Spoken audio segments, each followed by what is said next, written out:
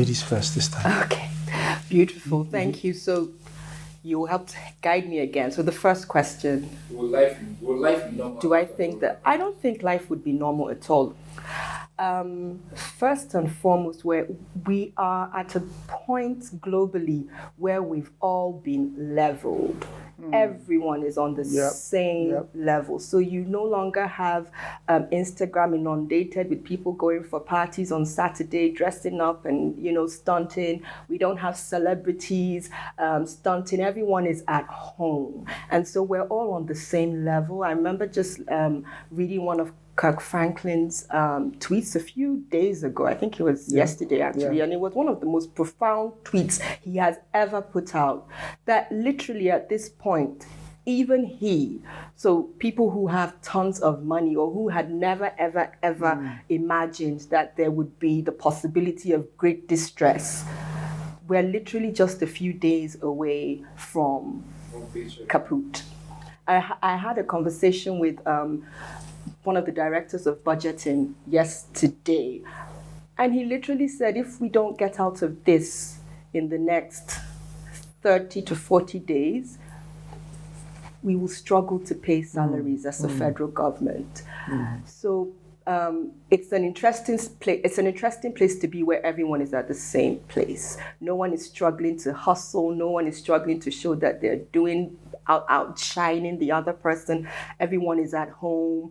People are on TikTok. People are on Instagram, just being families and being quiet and being restful. Things that used to be important are slowly being unimportant. Look at my nails. Look at this. Just look at that. These are things that on a normal day, every 2 weeks I would go get my nails done.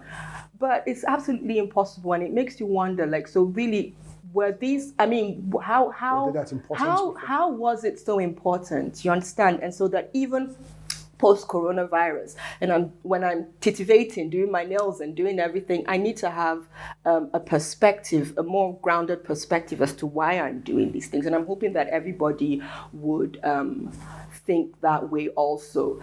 I also don't think that it will be the same for businesses. I have been asking my husband almost every day, what is the future of the church after this? But for sure, businesses, it will never be the same in terms of how businesses are carried out. I know that education also will change greatly. I can see that more people will embrace homeschooling after this, because you can see that it's doable. You can see that, right? What's the point? And then I'm just, even though I hope Pastor would give a better perspective in terms of what life for the church will be, but I'm hoping that post-coronavirus,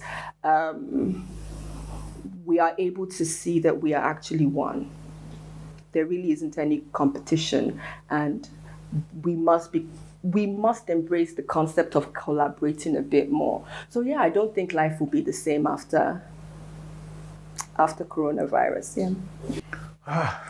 Of course, it's going to differ from one sector of the society to the other, but I think the basic fulcrum will now shift from things to people. I think what coronavirus has taught us is that at the end of the day, all these things you're running after is really of no value. Right. You don't need them. Most of the things we pursue, we don't need. It has shown us what we need to survive and what we don't need to survive. Right.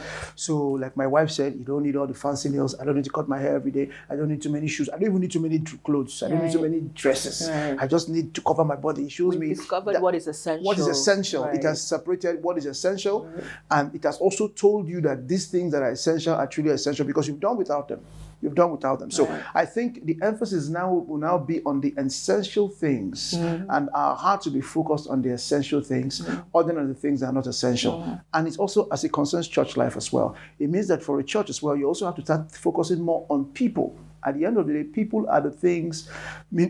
I was speaking to a pastor friend yesterday, and he was telling me, can you imagine that for the past 2 weeks, that if not for coronavirus, but as at yesterday, we would have been in church doing rehearsals.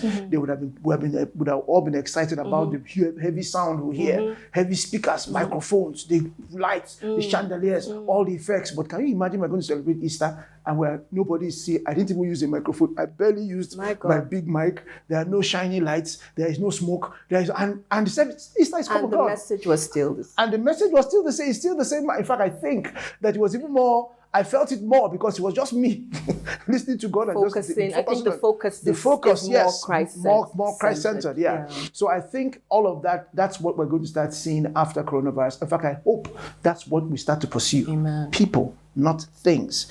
Now, for businesses as well, the businesses that will thrive are businesses where the core values are focused on people once again, not wealth, not all of that. It's still going to be focused on people. So my advice to those who have businesses that have things, ensure that you're focused on people, improving the life of people. People are going to gravitate now to what improves their lives as individuals, as opposed to amassing wealth and all of that. Right. So I think that's how it's going to affect life after that. I think life is really going to change for those who are smart, who know that God has given us or allowed us go through this process or this season to show us again what is important. And again, because I'm a pastor, I have to bring, because I'm first called, then any other thing, it has also brought into perspective eternity, life, eternity. That what is the most important is not what is here now, but what is coming after. There is a world after this. Imagine how well, in fact, I think those who are affected the most that we know are the popular, rich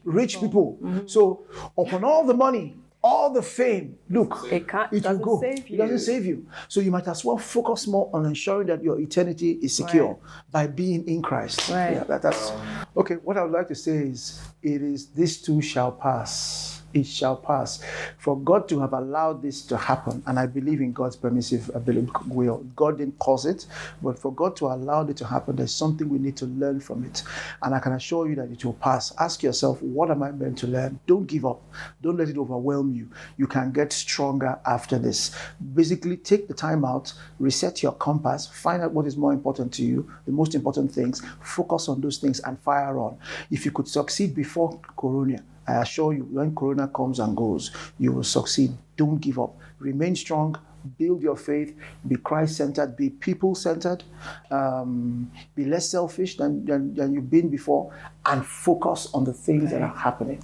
Great things are happening. Opportunities are going to be born out of this. Businesses will be born. And your business can be born out of it too. Your business can take a different leap, can take a quantum leap, can take a major switch if you focus and don't let it overwhelm you, or you're overwhelmed by the issue. So that's what I'll just say. Don't give up. I'll see you at the other side of coronavirus. Great things are going to happen on your behalf. Amen. Okay, and just to piggyback on what he has said, he actually took the words out of my mouth. There is definitely nothing that takes God by surprise, and there is nothing that happens to us that there isn't a deeper lesson that we all need to learn. And there is a global lesson in terms of resting and resetting, and there is a lesson for the church in terms of positioning ourselves in God's timing and knowing that there is a season shift, but then there are individual lessons. So my lesson will be different from his, and his different from yours, and it is going to be a waste of everyone's life, everyone who has died, if we are blessed enough to pass through this season and then we go to the other side without valuable, tangible lessons learned. So my prayer is that we stop fretting, we stop running around, we stop focusing on needing to be extremely productive, needing to do things. We must remember that we're first of all human beings. So let's just take out this time and just be. And in that being, be still and be quiet and hear God redirect us and recalibrate us, and so that we go to the next season and the next epoch in God's timing, strengthened and reinforced and ready to run and hit the bullseye with precision. That you belong to a big thing So that that is what bigger we're than you. doing. How? No, you need to know the world is bigger than you. No, so you belong to the Something bigger than So you. you belong to, let's say, the Who sets that? So I say that once a week is fine. You say once a month is fine. Well, so who decides that? So who decides that? Somebody has to step in. Trouble. Civil trouble. Civil, peaceful. Civil trouble. Yeah. Peaceful trouble. To let people know that these things are meant to be done by the government.